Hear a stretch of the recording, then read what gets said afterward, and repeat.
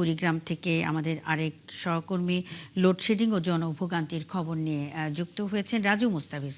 Raju, load shedding এর বিষয়ে বিদ্যুৎ অফিস কি বলছে? সেচ কাজে কি ধরনের সমস্যায় পড়ছেন কৃষকরা?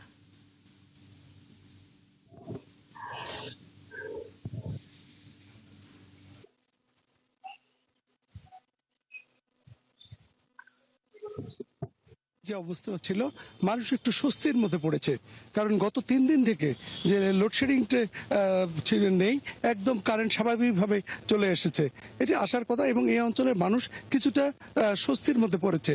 আমাকে কুড়িগ্রামের নেসকোর একজন ঊর্ধ্বতন কর্মকর্তা জানিয়েছেন যে ন্যাশনাল গ্রিডে স্বাভাবিকভাবে কারেন্ট আসায় তারাও এখানে স্বাভাবিকভাবে কারেন্ট পাচ্ছে। কুড়িগ্রামে প্রায় 38,000 নেসকোর গ্রাহক রয়েছে। এখানে বিদ্যুৎ লাগে 12 থেকে 13 মেগাওয়াট।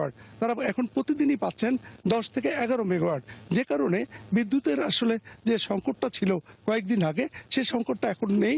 মানুষ কিছুটা স্বস্তির মধ্যে পড়েছে, এবং কৃষিক্ষেত্রে যে কথাটি বলছিলেন যে কৃষিকাজের যে এই বিদ্যুৎ স্বাভাবিক হতে কৃষিকাজও কৃষকরা কিছুটা স্বস্তির মধ্যে পড়েছে। তারা ঠিকমতো পানি দিতে পারছে, এবং স্থানীয় মানুষরা বলছেন যে কয়েকদিন আগে যে অবস্থা ছিল, সময় অসময় যেভাবে কারেন্ট চলে গিয়েছিল, লোডশেডিং হচ্ছিল, কিন্তু সেই অবস্থাটি এখন নেই, কারণ বিদ্যুৎ স্বাভাবিক হয়ে আসছে।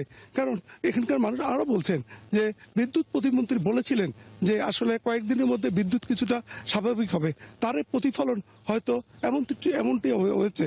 পাশাপাশি পল্লী বিদ্যুতের কথা যদি বলি, কুড়িগ্রাম এবং লালমনিরহাট পল্লী বিদ্যুৎ সমিতির যে পরিমাণ বিদ্যুৎ তাদের লাগে, 80 থেকে 90 মেগাওয়াট বিদ্যুৎ লাগে, কিন্তু সেখানে তারা এখন পাচ্ছে 60 থেকে 70 মেগাওয়াট বিদ্যুৎ।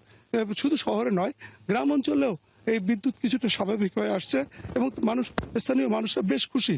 এবং এখানে যে ছোট ছোট কলকারখানাগুলো রয়েছিল, এটি আবার নতুনভাবে শুরু হয়েছে। তারা বলছে যদি বিদ্যুৎ এভাবে স্বাভাবিকভাবে থাকে, তাহলে মানুষের কিছুটা স্বস্তি ফিরে আসবে। তার স্থানীয় নেসকো এবং পল্লী বিদ্যুৎ সমিতির কর্মকর্তারা বলছেন যে সময়ের সাথে সাথে বিদ্যুৎ হয়তো কিছুটা উন্নতি হবে। রাজু মুস্তাফিজ, অসংখ্য ধন্যবাদ যুক্ত হয়ে তথ্য জানাবার জন্য।